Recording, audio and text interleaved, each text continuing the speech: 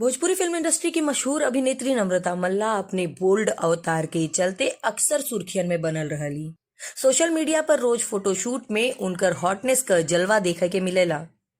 उनकरा के Instagram star के रूप में भी जानल जाला, जेकरा के फैंस बहुत फॉलो भी करेले और उनके पोस्ट के लाइक भी करेले। आजू हम आप लोगन के सामने साझा करे जात बानी नम्रता मल्ला के अनसुनल कहानी। दिल्ली निवासी नम्रता मल्ला के जन्म 3 नवंबर 1989 के भयल रहा। भोजपुरी अभिनेत्री होकला के अलावा मॉडल, कोरियोग्राफर, यूट्यूब स्टार के रूप में भी उन्हें जानल जाला। नम्रता दिल्ली के सत्यवती आर्य गर्ल्स स्कूल में पढ़ाई कैले हैं। एकरे बाद उ दिल्ली विश्वविद्यालय में दाखिला लेहली। पढ़ाई के अलावा उनका डांस में भी खूब रुचि रहे। कई गो हिंदी, पंजाबी और मराठी संगीत एल्बम में भी वो काम कैले बानी। बारिश, राजा जी, सुल्फिया और दिलबर जैसन कई गो मशहूर गीत बा जेकरा में उ अपने डांस का जलवा दिखावल बानी।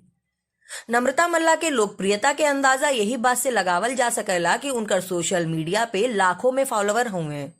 नम्रता पवन सिंह से लेके खेसारी लाल तक भोजपुरी के हर बड़का स्टार के साथे काम कैले बाड़ी।